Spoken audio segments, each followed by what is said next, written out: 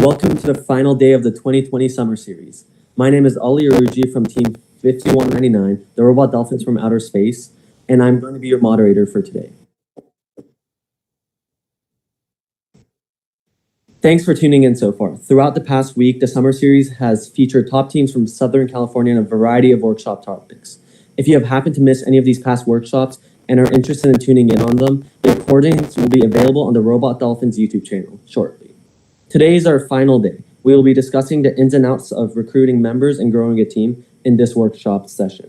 Afterwards, at 5:45, two of the team leads on Team 5199 will be going over how to create an effective robotics curriculum, so make sure you stay tuned in for that. We're welcomed by panelists from Team 3309, the Friarbots, Team 1622, Spyder, and Team 2485, Warlords. Now I'm going to give a chance to each of the panelists to introduce themselves.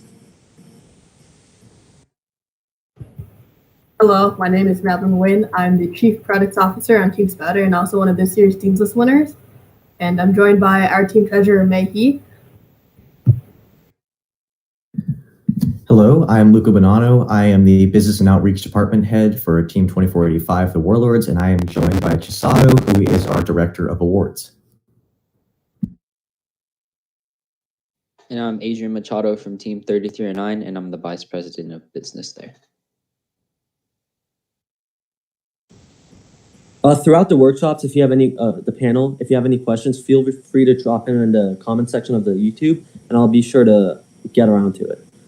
As for now, I'll start off by asking, what has been the best tactic for your team to recruit new members from your prior experiences?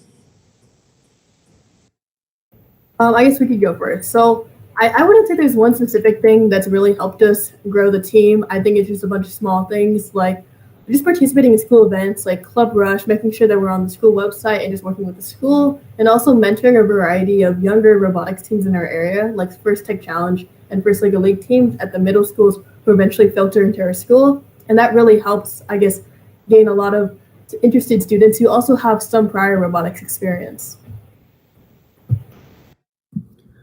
For our team, we're affiliated with Francis Parker School, which runs from pre-K through 12th grade. So we have quite a large audience to spread our message to.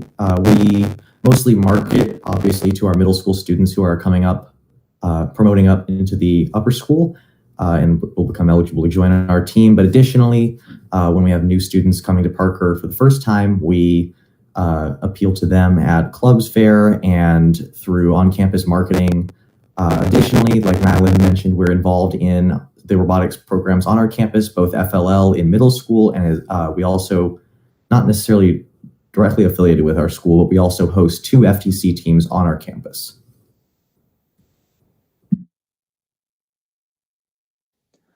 Yeah, the most effective tactic for Team 3309, in my experience, has been the summer camp that we host for 6th to 8th graders.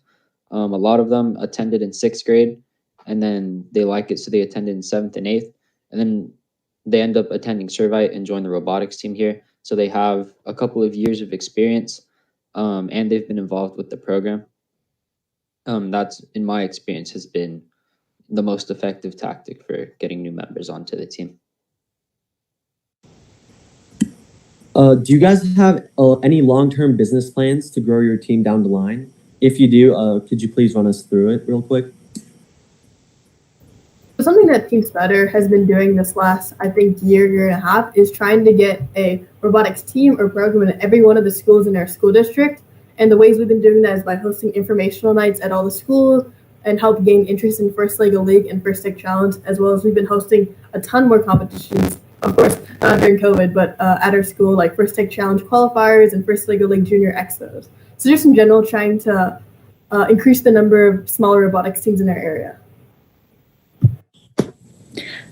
For us, in terms of our own team, we have 70 plus members every year. So we're not necessarily always looking for more quantity. I will say though, within our team, we're always trying to see how we can best incorporate new members in our team. So the past year or two, our software department has completely rewired their training program. Same with the strategy department, and really every department. We're always trying to analyze how we can best integrate our new members onto the team and keep recruiting new members that are willing to join and be passionate about it. So on Team 3309, we're based out of Servite High School, which is a parochial school.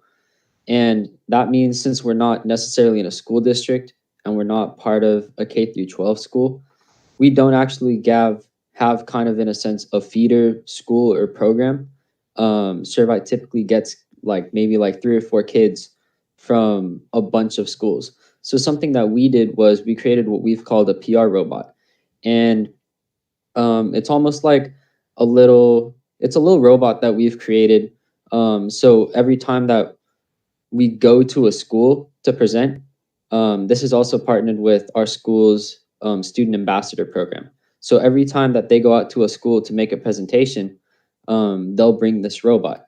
And since it's much smaller and you don't have to bring a truck, bring all of the game pieces for it like an FRC robot, you're able to bring it to all of these smaller schools, which really kind of expands 3309's reach and FIRST's reach at the same time, which has been a really effective marketing tool for Team 3309.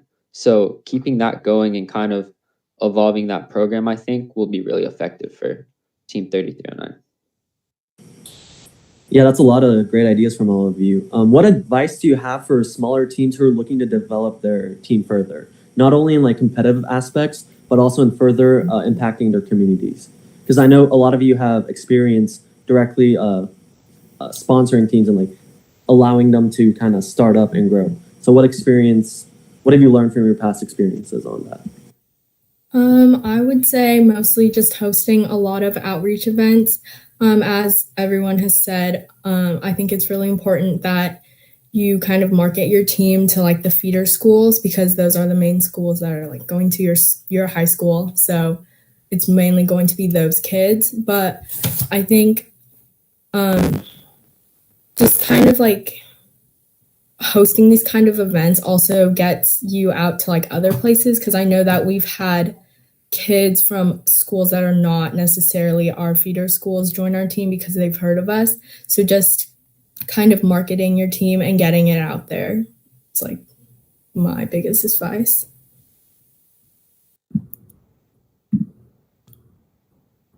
I'd like to kind of add on to what she just said there. I'd say getting your name out there is definitely the number one thing for growing a small team.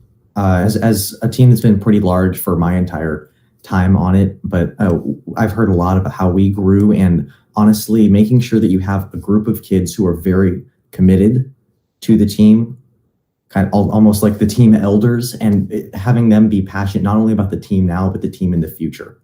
And really embracing a recruiting method that is successful and creating a training program that allows new students to feel welcome and feel like they have a place on the team when they join. Yep. Again, like all of them said, getting your name out there is number one. In my experience, getting out to schools is most effective, because say that you reach your target audience of 6th to 8th graders who are going to be the people immediately incoming to high school. Those 6th and 8th graders, especially at these smaller schools and at most schools in general, those parents are also going to be talking with other parents who might be parents who are in 5th, 4th, 3rd grade. So say they have a son or a daughter who's interested in robotics. Then by word of mouth, your team gets spread to those parents, and now they have you in mind when they're thinking of a robotics team to look at for their son or daughter to explore. So getting your name out there and going to outreach events and going to schools is most effective, not just from the people you impact, but from them talking to others. Kind of flipping it up a bit, what advice do you have for attracting mentors to your team? And like, how does your team bring in local mentors to help build a strong mentorship program? So we really value our mentors, and some of the ways that in the past that we've been able to get more mentors is, just asking parents who may work for engineering companies, even not engineering companies, actually lead business mentors and optometrists, so nothing to do with engineering, but just asking parents who are interested in the team if they want to help support the team more. We've also had some mentors bringing their coworkers, and we kind of have days where we have almost like an open house for mentors, and just in general, just treating our mentors super well and hope they stay. Yeah, just going along with what Madeline said, our team has been really fortunate to have a pretty large group of parent mentors who have been willing to join and be really involved in our team. So parent mentors are make up a lot of our mentor base. Additionally, sometimes we have when we have new sponsorships. They'll bring in like a new mentor, which is always really nice. And then additionally, sometimes we also have alumni that come back and decide to mentor.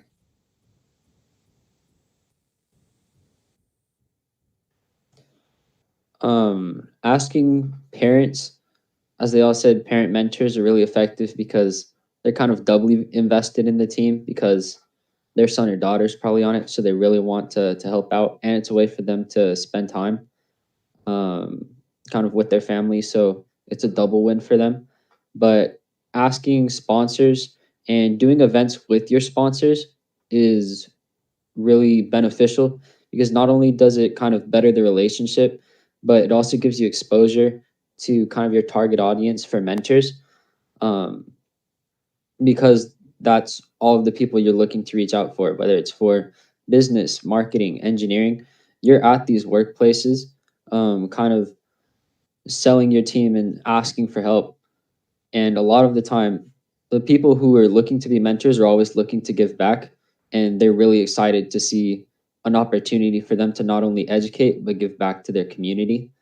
And then again, just treating your mentors really well because, I mean, they teach us a lot of what we know and we couldn't really have FIRST without them. I have a question coming in from Stefan Hardines. Do you have to do anything to restrict your membership opposed to growth? Is there any kind of membership filter that you have to go through? For the most part, to join our team, we try to keep it as open as possible. A lot of the times, if people are interested but not entirely there, we let them come into our facility to see to kind of get a taste of what it's like to be on Team Spyder. Of course, if you're on the team, if you, act out or misbehave, there are going to be problems, or you're going to be reprimanded. But for the most part, we try to keep our recruitment as open as possible. And anyone who's basically interested in robotics, and you don't even have to necessarily be interested, you could be interested in the business aspect of things. We're basically willing to let them on.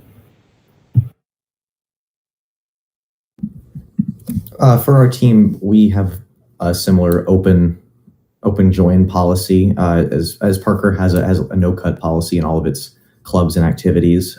We do, though, institute, a training requirement would be the only, barrier to entry, ensuring that you have this many training hours and hours contributed to the team. But that's mostly in the fall season. But in terms of initially joining and saying that you're interested, we have no barriers.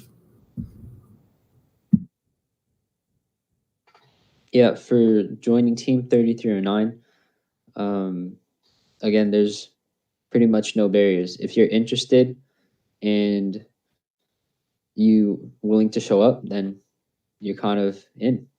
We don't really have a barrier for anybody because even if you're not fully interested because you think robotics and then you start working on something and it doesn't really attract you, then you see someone working on, say, Adobe Illustrator or Premiere Pro over in the corner and you're interested in art and you can go work on a different part of the team. That's still someone valuable who's working on the team. So having that no barrier and exposing them to everything is kind of really effective in the way that Team 3309 does it. Another question coming from the comments is Rick Jung. When you plan presentations at other schools, who do you target as the initial contact? Do you present during a class, an assembly, or after school, or like how do you kind of have the output onto the different schools you go to? Most of our outreach events to schools are like we're talking about like FLL teams and stuff. So we generally have them after school, and most of these events are student led. So we usually contact them through any connections we have with that school. So if it's like, we'll usually have students contact because they know someone who's like on PTA or maybe is a teacher at the school. So usually the students who lead them are like in contact with the school. So it depends. We also go through a similar process. We try to have everything student-led as much as possible. If we're recruiting for our own team, it'll mainly be within our school campus. So sometimes we can integrate that throughout the day. However, if we're doing external outreach outside our school, then we'll also find students who have contacts. Maybe that's, their past school, their past elementary school, maybe Boy Scouts, any former contact that they have, we'll use to our advantage and try to get events from there.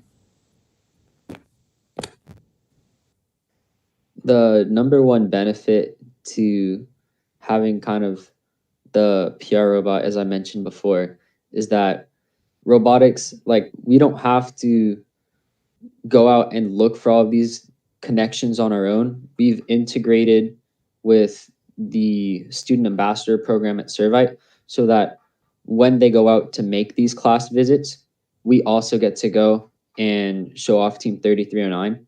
So that's the way that we get to do it.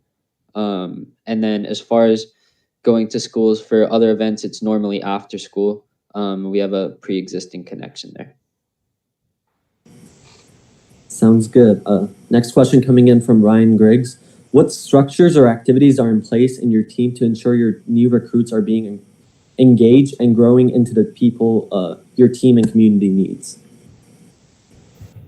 So something kind of unique about our team is we recently reformatted our leadership. So as our president, and we have 3 VPs, VP of Business, VP of PR, and VP of Robot, of course. And then by having 3 different VPs, they could kind of focus more on their specific, group or sub-team. So it really helps interact with the rookies a lot more. There's a lot more opportunity for them to work with the older members. And then we also have a part of the team, our SWE Next Club, or the Society of Women Engineers Club, specifically to help support girls who are interested in going into STEM and robotics. So our team's training program includes what we call 101s and one-on-ones. 101s being small group-based classes led by our student leaders, and one-on-ones are individual classes led by our student leaders. And these programs are available in most of our departments, and they allow students to kind of take a self-guided path through training and becoming qualified and learn about the department or a field that they're most interested in personally, and allowing students to kind of choose their own path makes them more passionate about what they're learning about and more passionate about the team in general, and they kind of naturally fill those roles.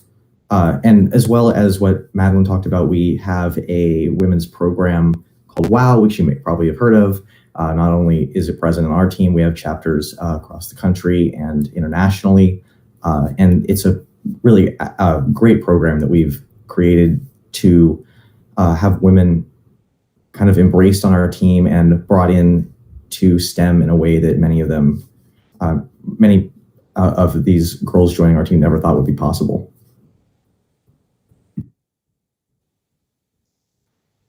For kind of the training program to make sure that all the team members contribute and are involved and engaged, Team 3309 has this culture where all of the mentors and the students kind of take it upon themselves to see that if someone's not working or sitting alone, that they always try to involve them, whether that's involving them in teaching them how to powder coat, showing them how to use the lathe, or just having them follow you around while you work on the robot or you work on piece of business or graphic design, just having that companionship makes them come back because it's more fun when you're doing it with your friends.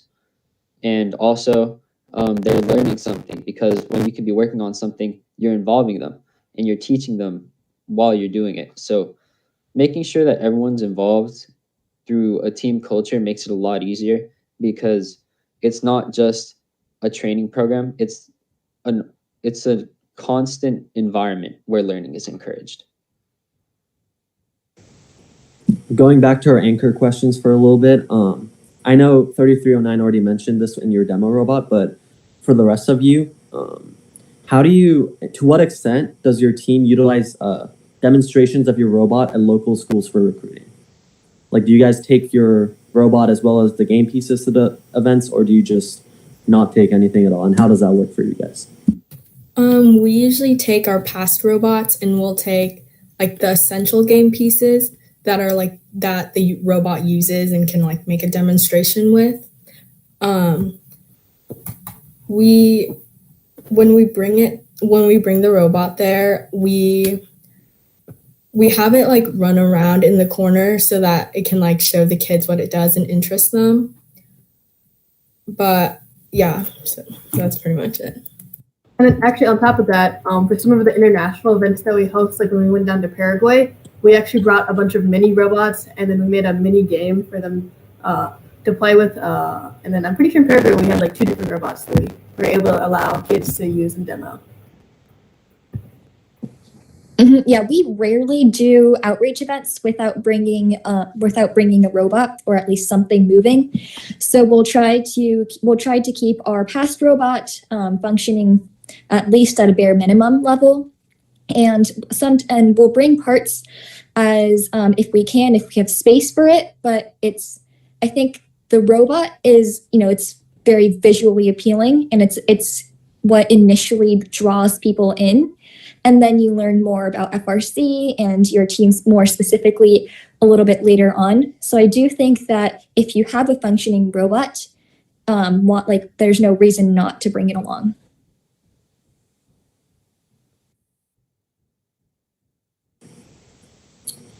I have a question coming in from Rick Jung again.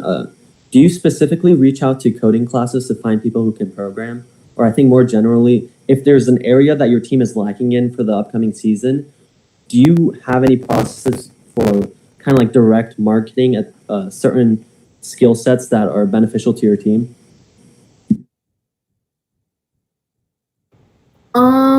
So that's coincidental because this last year we kind of struggled with getting in some more programming members. But something that we kind of offered to our team is one of our mentors. He's very skilled in programming, and we kind of did offered a summer training program to help train anyone who's interested, even if they may not be already on programming, if they want to learn programming and kind of learn the ropes.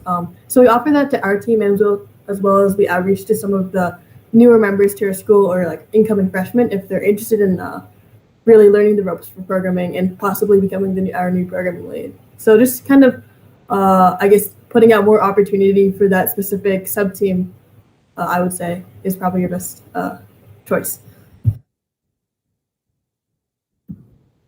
For us, I don't think we necessarily recruit based on department specifically. Our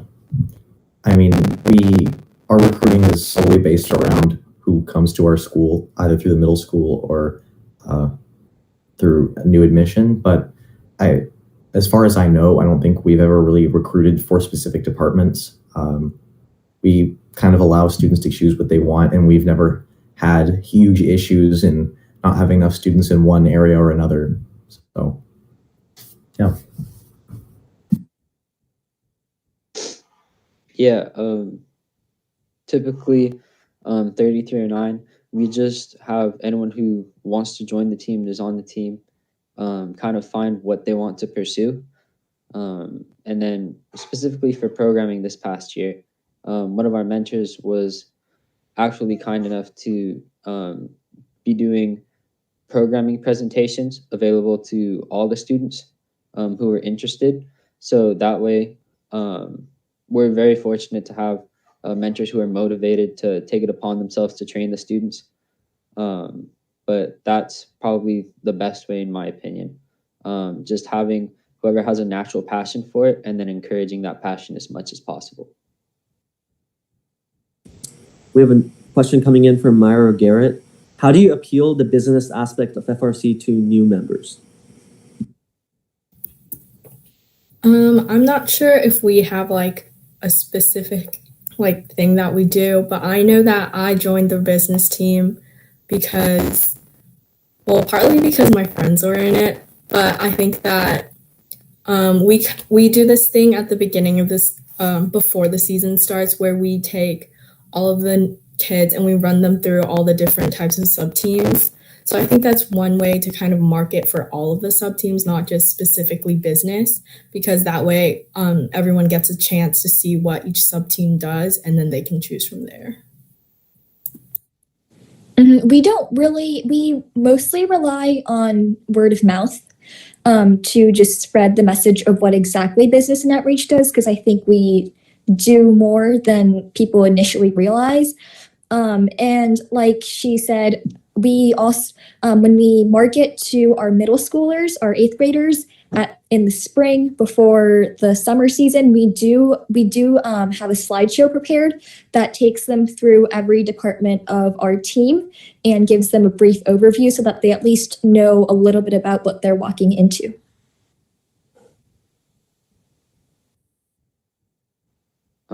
As far as specifically appealing business to people, I don't think we ever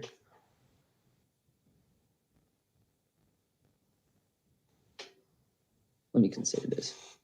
So on Team 3309, we, at the beginning of kind of every season, we have, as they were saying, kind of a session where all of our sub teams can explain what they do and kind of what they're about. The people who come to business, we typically never like recruit anyone. There's always someone out of the incoming class of new members who always kind of has an interest in it, whether it's marketing, public speaking, going on outreach.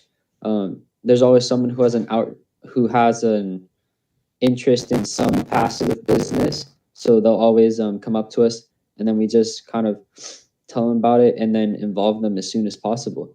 I think outreach is one of the most effective ways to kind of loop someone into business, because outreach, in my opinion, is one of the most fun things we get to do in first, showing what we do to people and interacting with new people and kind of spreading the message. So those are kind of our most effective ways, I guess you could say, of appealing business to people. I will just add on one more thing, though. Sometimes we find it effective to talk about maybe some of the business aspects that are a little bit more technical, because sometimes people might, when they're trying to see what part of the robotics team that they want to join, they'll see business and be like, that there's nothing roboticsy about it. It's just like business. It's just different things. But, you can do graphic design, you can do video, you can do website. There's still a lot of technical aspects about business that you can be a part of. So I think sometimes capitalizing on that can be helpful. We have a question coming in from V. Joe. My school district recently allocated a lot of funding for robotics to middle school VEX and FLL teams. Should we implement a mentorship program to grow our future? I think that's a great idea, implementing a mentorship program, which is something that we did a few years back, where majority of our team members were able to mentor younger teams in our area. And for those on our team who didn't have any prior, like First Lego League or First Tech Challenge experience, we were able to partner up with someone who did, and they were able to get the experience to go mentor out teams and really work with younger students. So if you have like the funding and if you have the time and the interest, definitely go with the mentor team. It's a great experience, and it's just in general really, rewarding thing. And eventually it will come back and help your team and benefit your team. Hopefully those kids who are interested in robotics eventually come and join your team. Not much to add after that, but I think it's definitely worth it to create some sort of mentorship program, I mean, you'll feel the effects pretty immediately of that. It'll help you grow your own team, and as well as creating a sustainable program in FLL. I mean, why not? Yeah, they said it all. I mean, you have the funding. Just put the time into it, and you'll reap some big rewards. I have two questions coming in from Angel and John that kind of touch upon the same things. How are all the rookies trained during off-season and during season in order to get them ready for build and competitive season? How are they fit to be involved when competitive seasons arrive? Sorry. Yeah. Okay. During the off season, like I know for the mechanical team, we have projects that we have the rookies work on. And I know for business, we kind of go back through last year's stuff and we look over that to see what we have to prepare for. And we try to do as much prep work as possible. So kind of just like reviewing last year's stuff or doing new projects. Like Luca mentioned earlier, we do have a set of summer training courses, like our Team 101, which is a required course, as well as our Safety 101 and Shop 101 that every team member has to complete. And so we start offering those in the summer. Once we get into the fall and a little bit closer to build season, we've really tried to form our training program with, such that we can immediately get students involved in like really the essence of what we do. So in software, just trying to not just learning how to code, but robot code. So that you can actually utilize it in the season. Strategy, creating some mock games and having people do some things with that. And then for business, we immediately try to get people knowledgeable about our team and first in what we do, and then we'll go through last year's submissions.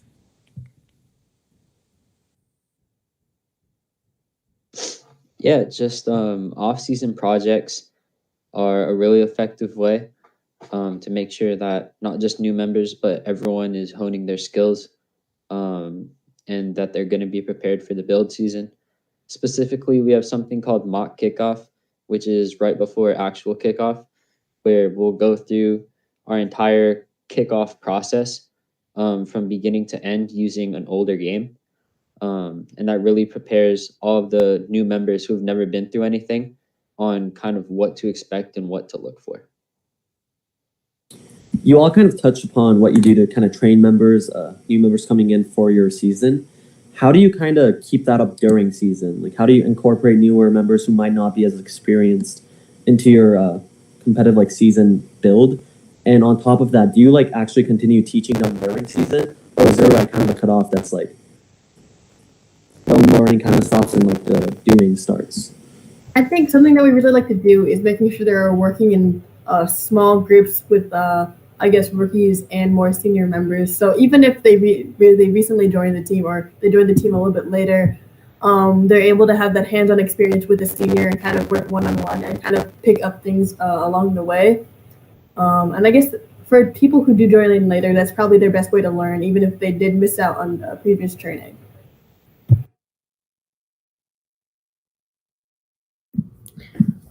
For us, I think there's no real cutoff between when the learning ends and the experience starts, because you're always learning from experience. Our training programs stop when the build season starts with kickoff, but we prioritize involving our rookie members in certain projects that happen during build season where they're working with older members of the team, again, in smaller groups. I can say specifically for a business, we have no issue really involving new members into our various projects. There's a lot of time in the fall season to get them acquainted, and honestly, just being in the environment and hearing some of the words and terms and ideas, it's pretty easy. I wouldn't say easy, but you can pick it up pretty quick and start contributing quite a lot very rapidly once you join the team and are really committed to it. Yeah. I guess you could say there's kind of a stop because everything gets really hectic in build season. I'm sure that's true for all teams. So we kind of stop having our training meetings, but you never stop learning. You just start kind of learning by doing, whether that's by someone who's more experienced putting together a gearbox and you're watching and helping them.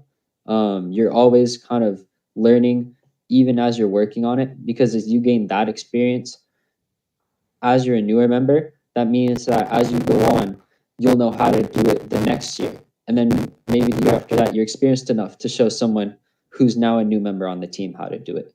So the learning never stops in a sense.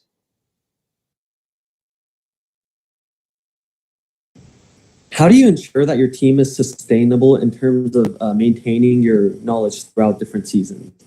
And how do you kind of make sure that not only like the knowledge is there, but also like the leadership and the transfer of kind of power is done like smoothly without any hiccups?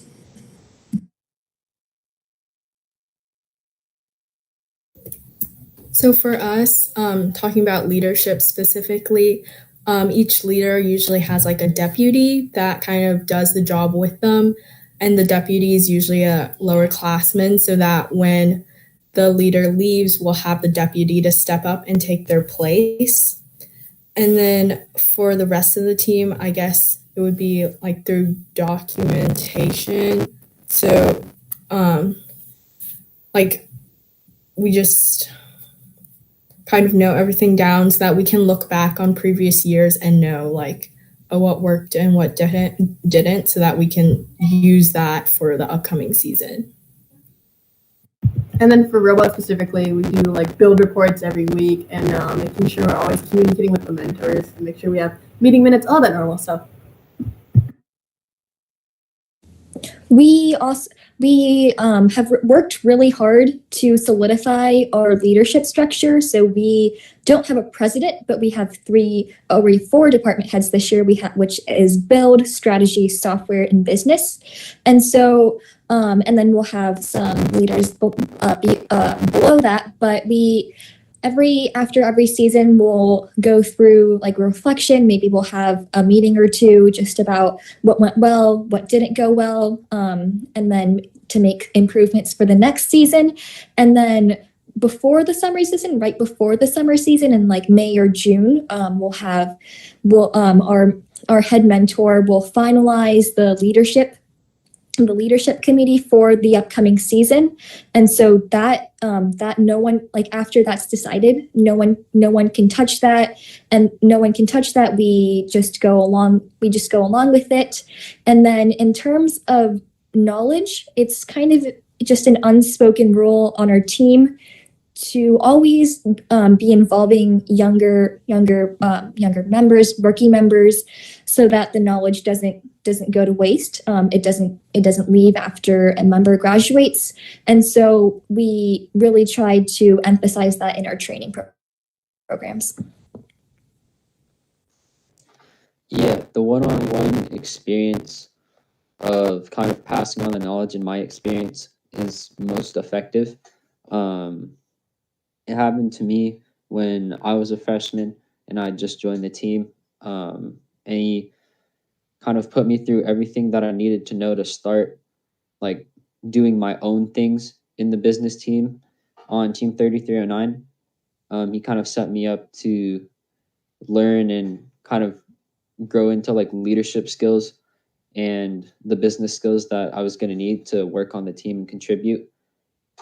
However, for the passing on of leadership, I think it's really just whoever has the drive and whoever's committed, because they're going to be the ones who will put the team above themselves. And those sorts of people sometimes will want to take on leadership, sometimes won't. And you kind of have to encourage them by putting them into leadership positions, even if it's not necessarily a VP or a head of something, but putting them in charge of a group, and you're just working on a task. Doing these sorts of things can help encourage kind of leadership in some of your members. as well as further down the line, help preserve leadership as far as like the continuation of the team. And then for kind of the transferring of knowledge, our alumni are really involved, and I think that's because we always reach out to them when we need help. So by doing that, the knowledge never kind of leaves. It always just keeps being passed down, and I think that's one of the best things about Team 3309 is how we keep the alumni really involved. One final question before we end things off here. We kind of mentioned this throughout the whole panel, but how does your team like itself approach leadership, and what's like the leadership structure of your team, and how does that impact your season and like kind of like the development of your team as a whole? So, like I said a little bit earlier, I think was it last year? It was probably last year. We reformatted our leadership, and we have our president who's mainly communicating with mentors, like have direct communication with coaches. And below the president, we have our VP of business, VP of PR, and then VP of robot. And then those VPs, they work directly with their sub team, chairman's lead, people who manage electrical programming, all that type of stuff. And we really emphasize on chain of command. If something goes wrong in robot, you talk to the VP of robot, you don't go straight to president. So that was probably the biggest things we stressed out this last year. And so far it's been working really well.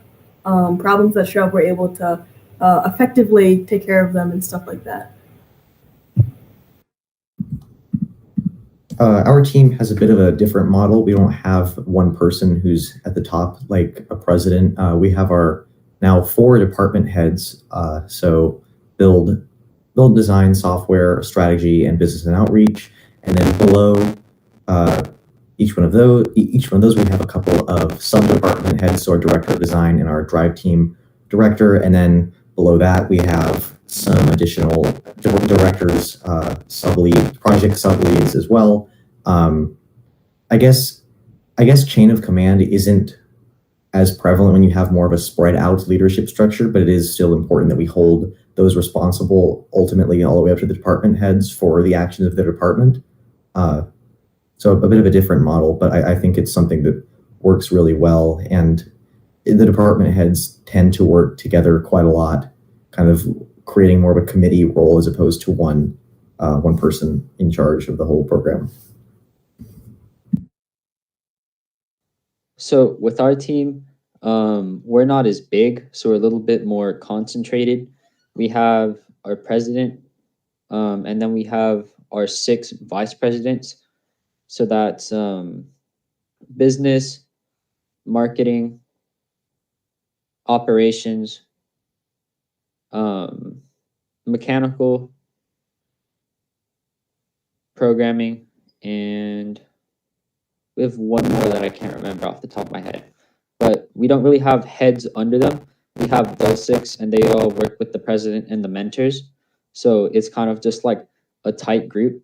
So for business, it's just kind of the like 4 or 5 of us working together, and then we'll work together with the 4 or 5 in marketing, because we work really close together on the supplementals for chairmans and how we want to market our team and the message we want to craft and deliver. So as far as how our leadership program is structured, that's how we do it. Okay, thank you all. Thank you for the panelists. We'll have to wrap up today's first workshop. Special thanks to Team 3309, Team 1622, and Team 2485. The summer series will continue in 5 minutes, where Team 5199 will host a workshop on creating an effective robotics curriculum. Highly recommended you tune in, especially if you're considering creating your own curriculum for your team. Otherwise, thank you for tuning into the summer series this past week and hope you enjoyed. This has been Ali Aruji from Team 5199. Thank you to our panelists and thank you for tuning in.